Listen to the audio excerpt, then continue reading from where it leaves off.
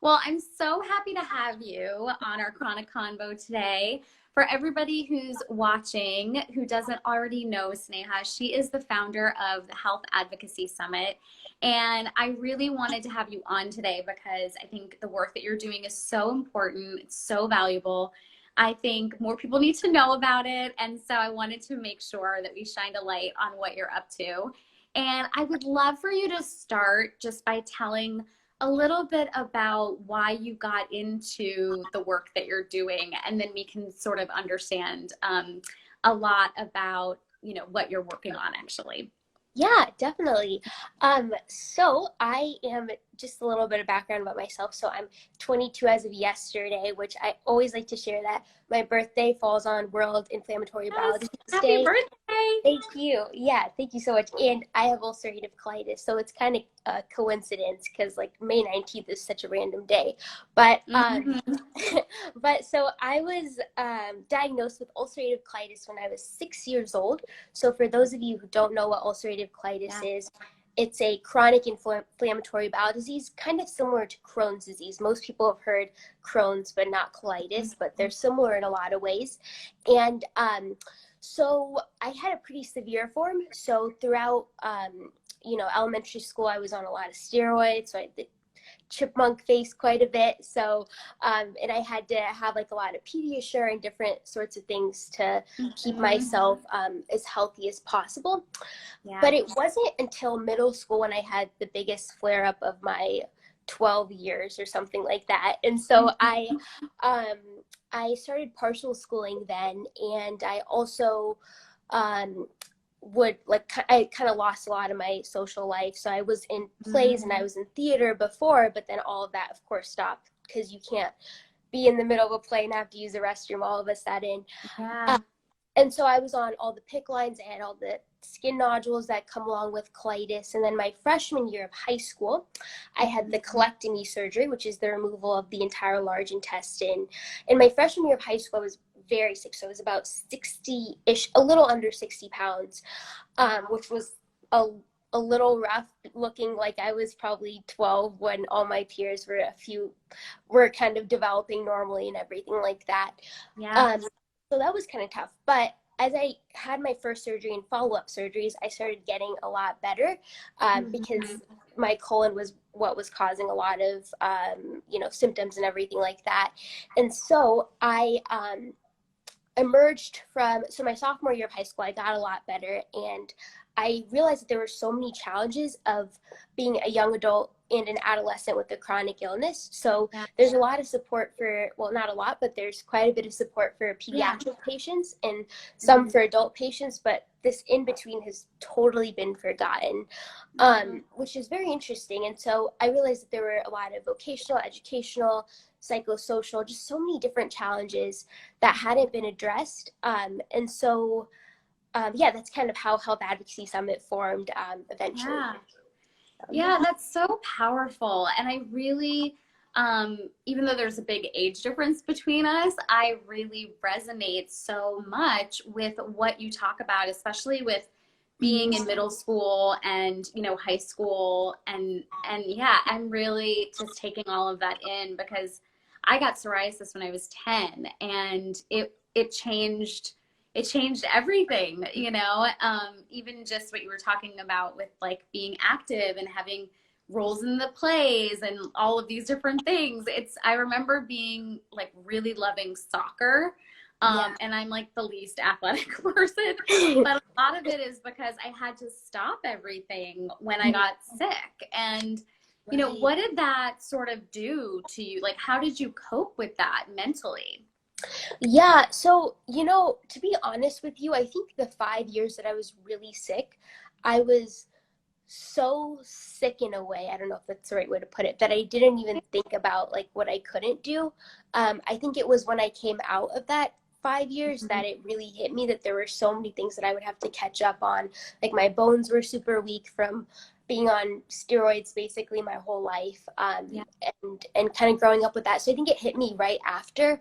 And I think the way that I coped with it was probably trying to find a young adult chronic illness community. And since I could not find that, that's why I kind of created this, because I realized, and at that time too, it's important to note social media was not like buzzing.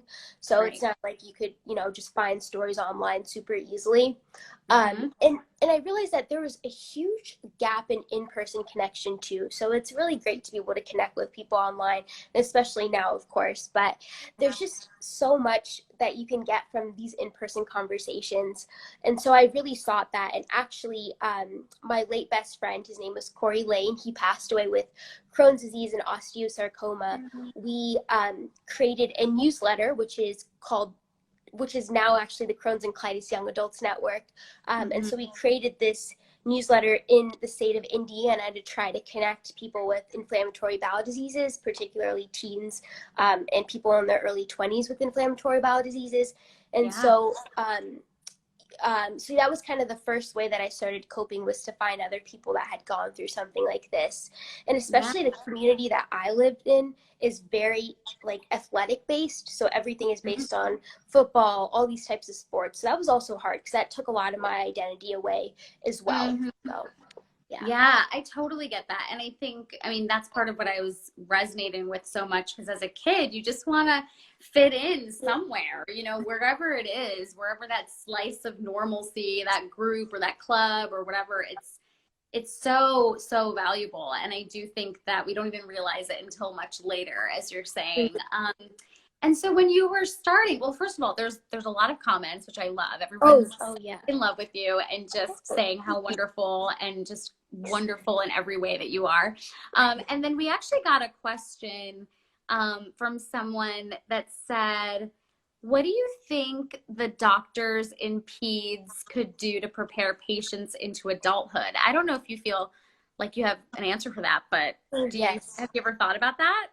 Yeah, so it's a funny question that you asked that, because I've actually done I've spoken at a lot of conferences about this in particular. So there's this whole emerging field called transition and transfer of care. So it's preparing people, kids basically, starting up all the way to, from when they're about 12 years old to transfer into adulthood. Because a lot of times you don't realize things like self-management skills are really important to start learning at an early age. So for example, with myself, it wasn't until last year, it's a little embarrassing for me to say this, but that's okay. It wasn't until last year until I started calling insurance by myself. And I actually learned that for the first time, because since I had colitis since I was 6 years old, it was my mom that was doing that my entire life. And so it was kind of all of a sudden thing where I started having to take charge of my care. And I know for a fact that there was a lot of gaps in my care because of that. So there's quite a few organizations actually that are tackling this issue, like Crohn's and Colitis Canada, that are focusing on this transition age, that we really need to start preparing kids early so that they know things like how to call in prescriptions, because these are things that might seem really obvious, but they're not in a lot of ways. So. Oh yeah, that's not embarrassing at all, by the way, because I was probably around your age also when I started really taking on my own stuff, because I got sick when I was 10, and so I didn't know how to do any of that stuff, and I think I really took it for granted in a lot of ways. Like, it just kind of happened, it just kind of appeared, and then all of a sudden I was like, oh my God, this is like how of life, like all the time. There's so many comments. First of all, I saw Sarah said that you're so inspiring and she just loves you so much. And then transitioning from a kid to adult with type 1 diabetes was crazy hard. There was zero resources and I wish I had you. And then Dr. Selby's saying, so happy that you're doing this important work. Isn't she so remarkable, everyone? This is why I was like, you have to be on our Chroniconvo. So I'm so happy. Yeah. And so, okay. So one of the questions that is coming up for me around Health Advocacy Summit, which I want to get more into so people understand how to connect with you over there and to use that as a resource. I'm like thinking about all the people that constantly talk to me about wanting to get out there, right? People are always like, I want to start something, or I want to be a part of something, or I want to, like help people, which is all that you do all day long, which is so great. But there's a lot of fear around it, and there's a lot of concern, and there's a lot of anxiety like holding them back. So I want to know, how did you really at such a young age when you were still figuring out so many things, how did you decide to create that newsletter and to do all of these different things and create the summit? Yeah, so I get this question a lot and I struggle to answer it because I think the Yeah. number one tip that I have is that you just have to start something like the next day or in the moment, because the longer you wait, the more you're going to think about all the things that are holding you back. And so, instead, I think when you have an idea, just start putting your energy into it. And I think that even if it doesn't become something that you don't want it to be, then you can kind of stop and kind of pivot at any moment. But I think that it's really important to just start it. And you don't have to have like an elaborate business plan or an elaborate like 5-year, 7-year plan, especially when you're just starting out, because you're going to learn so much while you're doing it. And the other thing is to definitely have high expectations, but don't feel like you have to jump to something big all of a sudden. And I think that the best initiatives start out within communities, because I think that once you find something that works for a community, you have more chances of replicating that for other places as well. So I think that's really important. The other thing is to find a team. So I did not always have a great team, especially when I was, starting out Crohn's and colitis teen times. I didn't really have a team then because my best friend had passed away at that point.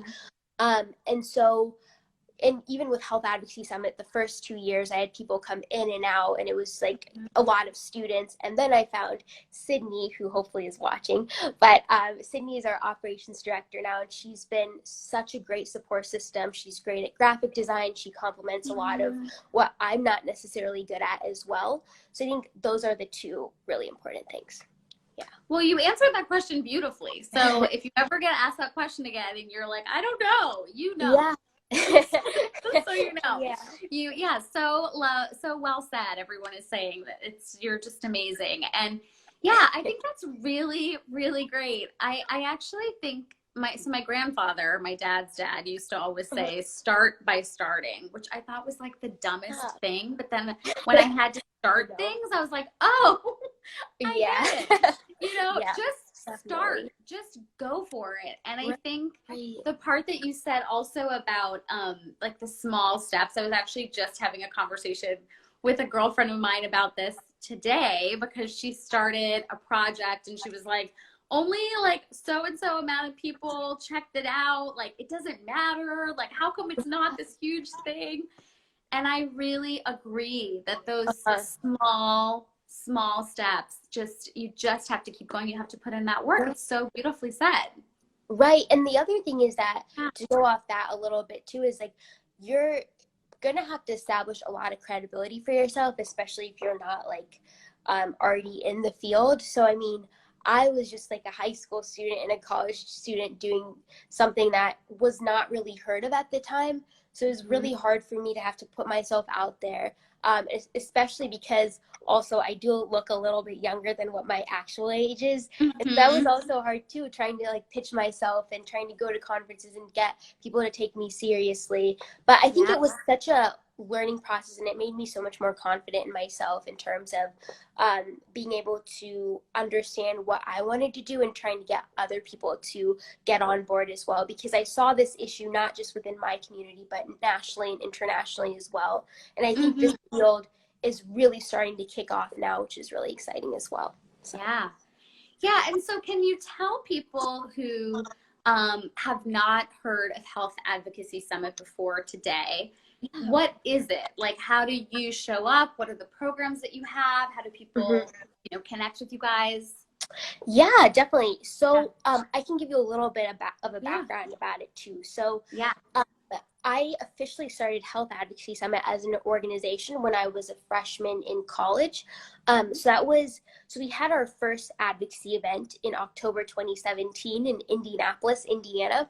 So during that event, we had a health lobbyist talk about health policy issues and how they most affect attendees in the state of Indiana. So things like step therapy or fail first, which was really interesting because a lot of times we think young people might not be interested in these sorts of policy issues, but I was certainly mistaken because that was a huge, interesting topic for our attendees.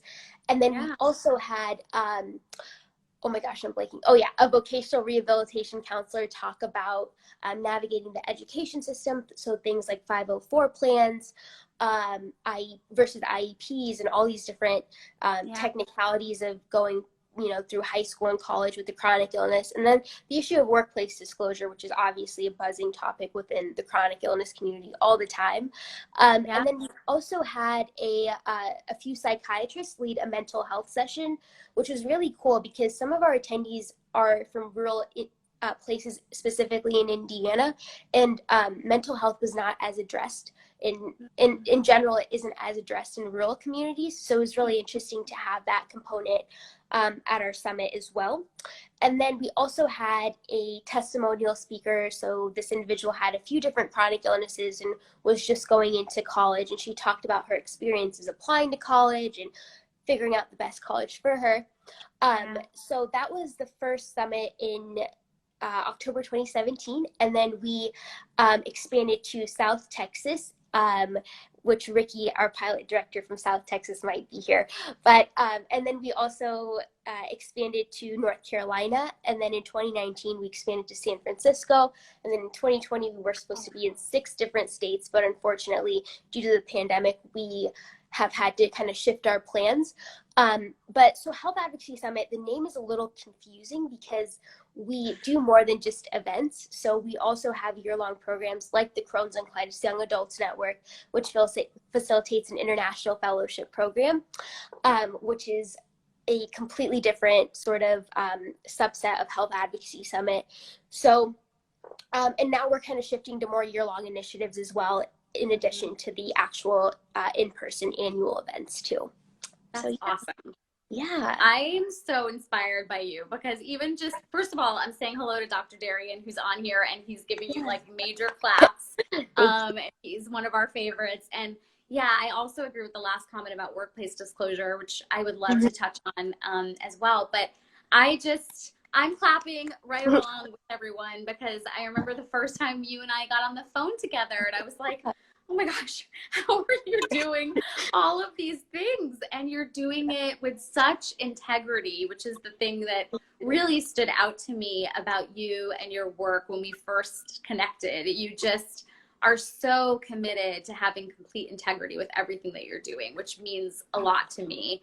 And so, yeah, I'm just really impressed. And I think that so people can basically just go to Health Advocacy Summit, to your Instagram, to your website. Is it healthadvocacysummit.com? .org. .org. Okay, great. .org. And it's probably also linked in your bio on Instagram and stuff like that. So make sure that you're following them and make sure that you go to their website and check out what they're doing next, because you're doing virtual offerings as well with the pandemic and everything. Yes. We're currently doing weekly virtual meetings, and then we're going to also be having a virtual international summit as well, which will be done through a more sophisticated platform than Zoom, which we're using right now for the weekly virtual meetings. Yes. Okay, that's awesome. Well, before we have to wrap up, I do want to touch on workplace disclosure because someone mentioned it. And I thought that that was really interesting when you mentioned it in the list of things that you all cover because you know, I had to think about that a lot more when I was in my mid-20s, but then I started to work for myself. So it was just different, right? Like the disclosure was a little different depending on the job that I was getting booked for and stuff like that. So how do you all address that? Like, how do you talk people through that?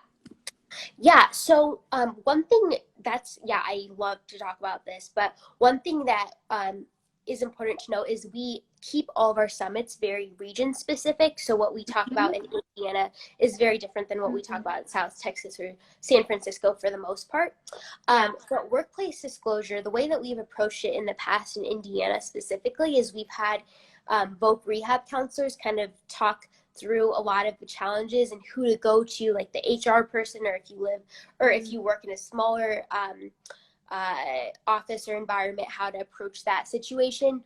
But one of the things that I found with my personal experience doing an internship at a major pharmaceutical company in New York City was that it is so hard when you're in the situation to actually have the courage to ask for accommodations. And I was so ready to go into the company and be like, I can't work 8-hour days. Like if I can work 2 hours from home every day, that would be awesome, or have one day off.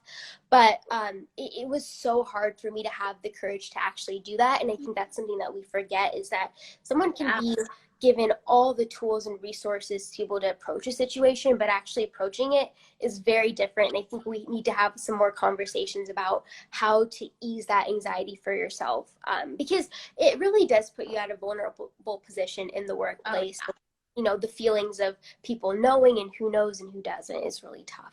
So Yeah, I think that's so, and people in the comments are agreeing with all of that. I think that's so important. Like, as you're saying, depending on the job, depending on the region, there's going to be different just logistical things to follow. But the heart of it is really like, let's empower people and have those emotional conversations around how do we be vulnerable. It's really hard. It's like a lot of times I wasn't even comfortable talking about, like, you know what I mean? And facing our health on our own, or telling some of your new friends, or, you know, if you start dating or whatever that newness is, that those new relationships.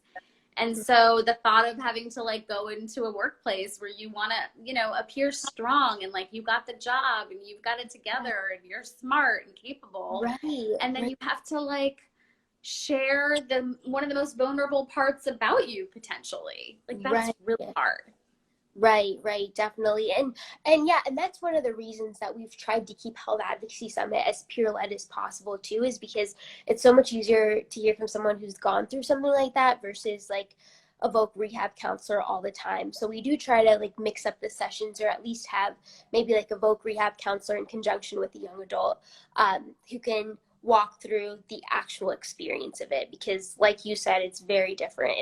It's a complete different ball game regardless of where you are, and there's a lot of specifics that depend on it. So yes, well, I love talking to you. I really it's such a pleasure, and I'm really hoping that all of you watching, whether you're watching this live or you watch it later on our IGTV, which will be available on there, I hope that you take this time to get to know Sneha and the Health Advocacy Summit. It's really incredible work. So thank you for being here with us today. Yeah, thank you so much. It was so much awesome. fun. We'll see you next time. All right, bye. Bye, everyone. Okay, bye.